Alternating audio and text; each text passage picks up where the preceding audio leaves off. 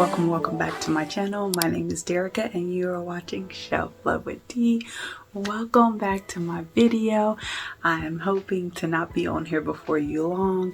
I just want to share with you guys my little mini book haul. I'm so excited to be adding books to my library collection, and I think I just might have a little problem. I think I may have opened a can of worms. I'm trying to put that lid back on top, practice shelf control, right? And just kind of pace myself, but there's just so many books that I want. And then I saw that Eliza, as well as one of the people from her comments, let me know that Book Outlet was having their sale right now. And I'm so proud of myself because I'm like, no, we've already got these books. They will do another one. If they don't, they don't. But I feel like I'm gonna wait this one out. I've got a good deal on the books that I got that I've already ordered. A lot of them were from thrift books or used in very good condition, and then some of them are brand new, but I still feel like the price wasn't bad for them. So let's not prolong this any longer and let's get into this book haul. Alright, so first book up that we have, and I've not opened any of these because I wanted to do it with you guys. First book up is a Thrift Books one, it looks like. Let's see, they put those useless coupons in here, but I'd like to see if they gave me a bookmark, and it doesn't look like they did. Okay, do better. Alright, put that first book up and make sure. Yeah, no bookmark. First book up is By the Book by Jasmine Guillory. Did y'all see that? As I'm sure y'all are already familiar with this book. I'm a little late to the club, but that's okay. Love the size of this book. A nice little floppy book. We love a nice little floppy paper bag. If you are not familiar with this book, I will read the book description on the back. It says, sometimes to truly know a person, you have to read between the lines. Isabel is completely lost when she first began her career in publishing after college. She did not expect to be 25, still living at home, and one of the few Black employees at her publishing house. Overworked and underpaid, constantly torn between speaking up or stifling herself, Izzy thinks there must be more to this publishing life. So when she overhears her boss complaining about a beastly high-profile author who has failed to deliver his long-awaited manuscript, Isabel sees an opportunity to prove her worth and finally get the recognition she deserves. All she has to do is go to the author's Santa Barbara mansion and give him a pep talk or three. How hard could it be? But Izzy quickly finds out she is in over her head. Bo Towers is not some celebrity lightweight writing a tell-all memoir. He is jaded and withdrawn, and it turns out just as lost as Izzy. But despite his standoffishness, Izzy needs Bo to deliver, and with her encouragement, his story begins to spill onto the page. They soon discover they have more in common than either of them expected as the deadline nears. Izzy and Bo begin to realize there may be something there that wasn't there before. That sounds like a really cute romantic read, and that was part of what prompted me to do this book haul, was because I love romance as well as historical fiction, but I found that my shelves did not have a lot of romance on them, like that real romance. It was more so, I guess, like contemporary romance that might have had some, or contemporary fiction that might have had some romance elements to it, but not just flat out in your face romance. So I wanted more of that on my shelves. So hence the reason for the book haul. And this book is in pretty good condition. Doesn't seem very long at all. Very, very good condition, actually. Very good condition. Let's see, it's about 313 pages. Chapters are numbered in pretty good size font. So I'm happy with this one. Let's move on to the next. Next book up. Let's see.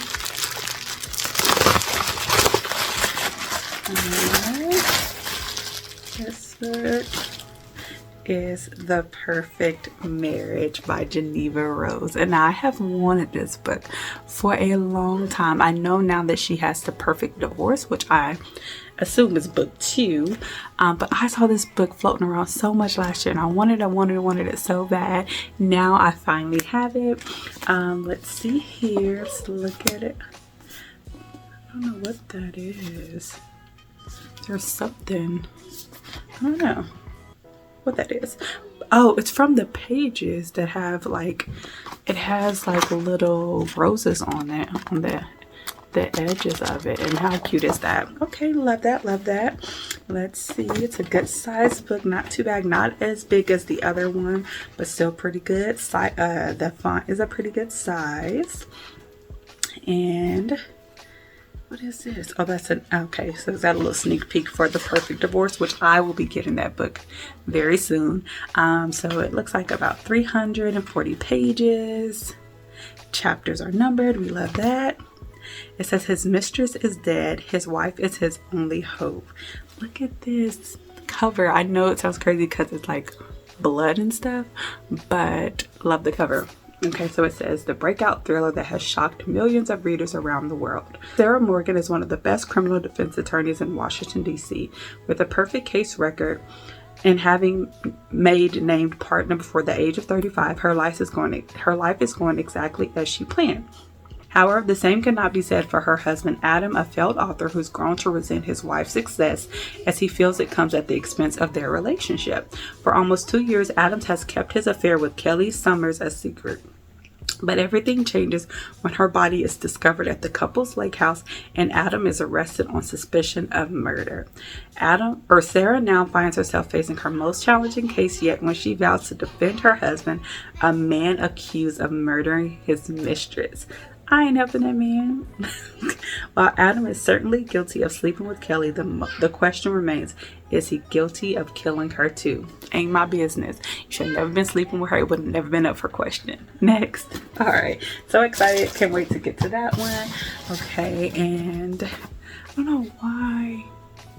All right. So let's get to the next book. Scissors. Open this up. I love that I did like a big, well, big for me, book haul. And so I don't really remember what books I got, what's in what package. I just got the package and then put it, you know, in my little reading space. Okay, so this book is Leaving Cecil Street by Diana McKinney Whetstone. And it has a little sticker on the front, so let me try to get that off. Okay. Even came in, I couldn't get the sticker off. It started like giving me the blues. So if you have any tips on how to get these stickers off the book, I hate that they put them on there, or at least do the easy peel stickers. But if you have any tips on how to get these off without like leaving the residue, or how to get the residue off, please let me know. Anywho, this book was recommended by Lex Reads on her channel.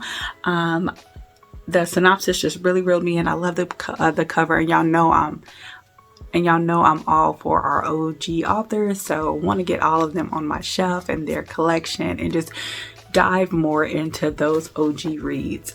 So let's see here. It says, in one West Philadelphia neighborhood, families come together in celebration of unity and togetherness. Their block parties provide a union that serves as a backdrop for discovering the truth about themselves and the people they think they know. Best friends Neat and Shay have depended on each other for most of their lives. However, their friendship will be tested when Neat becomes pregnant by one of the corner boys and Shay arranges an abortion that goes terribly wrong. That's all I'm gonna read. That sounds really good. That sounds really good. Okay, moving on to the next. Where am I supposed to go?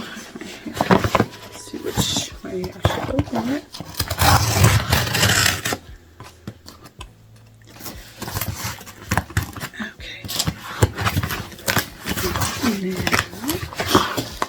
Okay, so this has a few books in it. This must be the new ones. They all came together. Alright, so first one up. First one up is A Long Time Coming by Megan Quinn. I thought this cover was beautiful. I am interested in diving into more of Megan Quinn's collection. Bookmark by Leah, loves her. I was watching a few other videos, shorts on YouTube, and they were saying like if you need a good laugh with romance, that Megan Quinn is that girl. So I definitely want to dive more into her collection and have some romance along with some laughs. So can't wait to get into this one. Let's see, it says, have you ever heard of a man in waiting? Yeah, not many have, Breaker Kane included, but his best friend, Leah Fairweather Fern, can't get married without some extra help. That's why she's recruited him to take on the snarling beast that's her soon-to-be monster-in-law, Mrs. Brewer.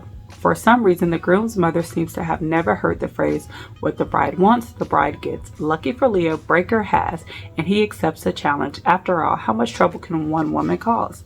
The problem is, it isn't Mrs. Brewer giving Breaker the most grief. It's actually Leah, because with every second her wedding draws closer, he's starting to see her in a different light. She's always been beautiful, but now he finds himself staring a touch too long, his hand lingering for one more minute, and when she's upset, allowing her to sleep in his bed. Before he knows it, he's fallen in love with his best friend. Wow. Okay, that sounds like a cute read. And I am just hoping that this is book one and that I have not gotten into the middle or end of something. It looks like I may have. Now, if I'm not mistaken, these are standalones. It looks like a Not So Meet Cute is book one. So if you've read Megan Quinn, if you've read all of them, do I need to read them in order? Would you recommend me reading them in order? And can I just jump into this one and then, get a Not So Cute Meet? Let me know down in the comments. Okay, so next book up is A Frozen River by Ariel Lawhon. So I discovered this book on, what is her name? Is it KP? No, I think it is Paperback Shawty. And if y'all don't follow her, please follow her. She is hilarious. I recently found her a few weeks ago and I just love her channel. Love her channel down. But she read this book and I was like, I need that on my shelf. Sounds like a really good thriller. Okay, so font is a little on the small side, but that's okay. Not terribly, but goodness gracious, it is small. Let's see. Are chapters numbered? So it doesn't look like chapters are numbered. They're titled, but not numbered. They have like dates, okay? And then it is about 400. I didn't do that for the other book, huh? Okay, so it's about 427 pages. Okay, so not bad. I would have liked the font to be a little bigger, but if you can see, the book itself is not that wide or tall. So I guess it just is what it is. So it says, Maine, 1789, when the Kennebec River freezes, entombing a man in ice, Martha Ballard is summoned to examine the body. As a midwife and healer, her diary is a record of every birth and death, crime, and debacle that unfolds in the close-knit community. Months earlier, Martha documented the details of an alleged rape committed by two of the town's most respected gentlemen, one of whom has now been found dead in the ice. But when a male physician declares the death accidental, Martha is forced to investigate on her own.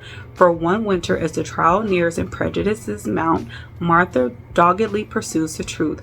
Her diary lands at the center of the scandal, implicating those she loves and compelling Martha to decide where her loyalties lie. Oh, that sounds like a good one. Cannot wait to get to this book. Okay, moving on to the next. Let's see. Focus camera. We got Miss Pearly's Girls by Rashonda Tate Billingsley. Another cute cover. Look at those colors. Love it. Okay, so it says raising 4 very different daughters on her own in rural Arkansas wasn't easy for Miss Pearly Bell, and she's always regretted that the sisters went their separate ways and never wanted to see each other again. But when Pearly is stricken with a terminal illness, she summons them all home, determined to somehow help them get right with each other and forgive. But that means dealing with past secrets and lies first. As the oldest sister, Pastor's wife Maxine took her responsibility way too serious and never fails to judge everyone. But a secret she can no longer keep will explode everything she stands for. Youngest sister Leslie is all about making a very different life with her new love, but she didn't expect a shattering past truth to be suddenly revealed and uproot everything she ever thought she knew. Elegant PR professional Stella and her earthy twin Star don't see eye to eye on anything, and now a long ago deception could wipe out the last chance at a relationship. This sounds like family drama and tea. This sounds so good. I've had this book on my TBR or to buy list for the longest, but then Raina Swan, she read it, and when she was, did she do a reading about? I don't think so. Anyway, when she reviewed this book, I was like, yes, sounds like a good time. If I recall correctly, she did say it was a bit slow, but then it gets really good or juicy. And I am all here for the family drama and dynamics. Looks like a pretty short read, only about 262 pages. Not bad at all. I like the size of the font, and chapters are numbered, so we love that. All right, next book up is Beautiful Broken Love by Shanora Williams. Why does it keep doing that? Sorry y'all, I don't know why the camera keeps not focusing, but anyways, we're gonna keep moving on. This was one of the books that I was most excited about getting. I've heard so many good things about this book, so many good things about this author as well, but in this book in particular, really excited to read this, dive into it. I heard that it's going to pull at my heartstrings, and I am ready to read a book that makes me feel. So I'm so excited about that. Let's take a look at it. Okay, nice little floppy book. The font is a little on the small side, but that's okay. Or I'll say smaller than what I'd like. So it looks like the book itself is about 362 pages. Let's see. Chapters are numbered. Okay, we love that. And then just how cute is this book overall, and perfect for the month of love. Okay, so it says 2 loves, 1 lifetime. It's been months since her dreams of forever were brutally shattered. 7 long months since her husband and soulmate Lou died in her arms, leaving her to carry on alone, and Davina Klein Roberts still isn't sure how to move forward. To escape her anguish, Davina throws herself into work, pushing Golden Oil Co., her self-built skincare line, to become a viral success. Now she's poised to clinch a major endorsement deal too, but it's bittersweet without Lou by her side. A meeting with Deke Bishop, the hot NBA star she's courting for her brand, leaves Davina flustered. With his dimpled smile and warm handshake, Deke's a natural pitchman, and he's clearly interested not only in her lotions. Davina soon discovers that Deke's more than just another player and carries his own pain. But as her feelings for him grow, so does her guilt. Will the pain of a future already lost keep her from embracing hope for a new one? That is so sweet. That is so sweet. Love that. Because it would most definitely be hard to move on, right? If you feel that you already have met the love of your life, something happens to him and he dies, definitely will feel guilt. You know, it's going to have me crying, or at least have me deep in my feelings. So love this book. Cannot wait to get in it. Here is the author. Cute. Looks like she is a locked girly as well. There we go. All right, moving on to the next. Cannot wait to get into that book. All right, and then we got Real by Kennedy Ryan. I was having FOMO. I got so tired of everybody talking about this book in particular, and I had not read it, did not own it, and for some reason this one I did not want to check out from the library. I did not want to check out from Libby. I didn't want to listen to it on audio, although I may do like an immersive read, but I'm like, I want to own that. For one, love the cover. How cute is this? Okay. I know y'all already know about this book, but now your girl is a part of the club. I'm one of the girlies who have it, and I will definitely be reading this book, if not this week, next week. So diving into this one, check it out. Font's a little on the small side for my liking, and she is definitely a little thicker than what I realized. Let's see. Yeah, we already have 460. Yeah, so it's about 460 pages. Looks like the chapters are numbered and titled. Love that, love that. So now I'm officially a part of the crew. It says, I don't know if this is supposed to be Nevea or Neva Saint is ready for the spotlight. After months as an understudy, this is her night to shine. She never imagined he would watch in the audience. Cannon Holt, famous film director, fascinating, talented, and fine. Before she can catch her breath, everything is changing. Neva goes from backstage Broadway to center stage Hollywood. From being unknown to having her name on everyone's lips when Cannon cast her in a star-studded Harlem Renaissance biopic. Forbidden attraction, scandal, and circumstances beyond Neva's control soon puts her dream in jeopardy. Could this one shot, the role of a lifetime, the love of a lifetime, cost her everything? And it says contains an all-new bonus epilogue. So excited to get into this book. Cannot wait to read it, and so glad that I finally own my copy of it. I love when they put reading group discussions and resources in the back. That's so neat. And let's see what on a playlist. Scan here for the real playlist. Love when they give you a playlist too. Like, love it down. And then some discussion questions in the back. Recipe in the back. Okay, Miss Kennedy Ryan. I'm so excited about this book. All right, so the last one up that we have. Let's see.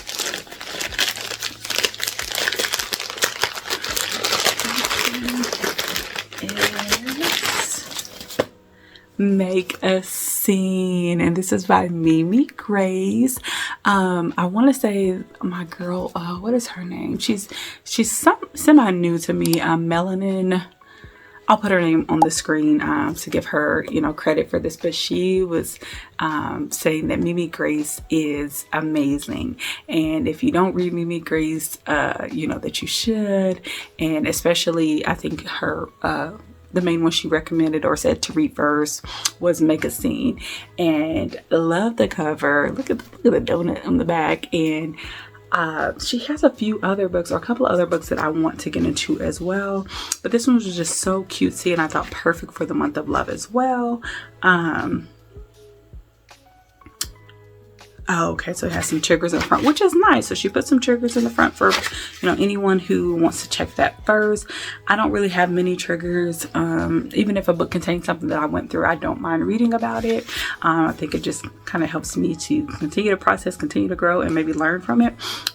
Looks like the chapters are numbered, and okay, kind of a short read, about 220 pages. Love it down, and the font size is pretty decent. So it says, faking this relationship should be a piece of cake. Retta Majors is having a bad day, but that's to be expected when your ex gets engaged to your cousin. Okay. Instead of totally freaking out, Retta decides to attend the wedding with her amazing, faithful, and handsome boyfriend. One problem: he doesn't exist. Duncan Gilmore is living his dream as a boxing gym owner. The last thing on his mind is a relationship.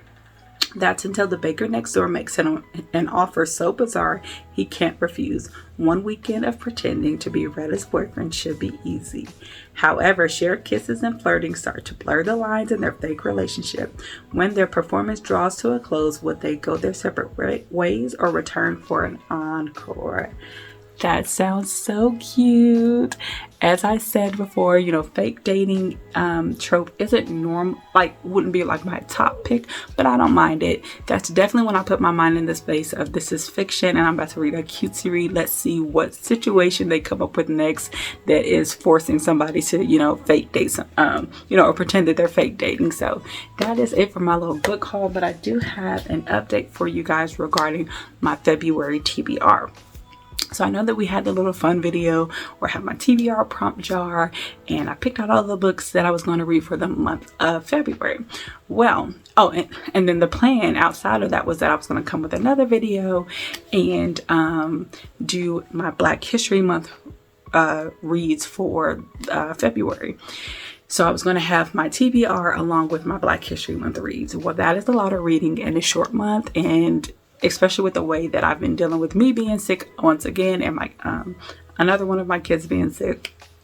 It's just not gonna end up, it's just not realistic, let's just put it that way. And so I've even took a few days off from reading because I just didn't feel like reading. So I'm like, okay, let's just kind of toss the February TBR to the side, and we'll read some of those books later. Some of them I am going to keep reading, but in honor of Black History Month, I have just decided to just read Black all month, outside of one buddy read, which I'm still trying to figure out with Eliza if we're going to go ahead and read that this month or wait until next month.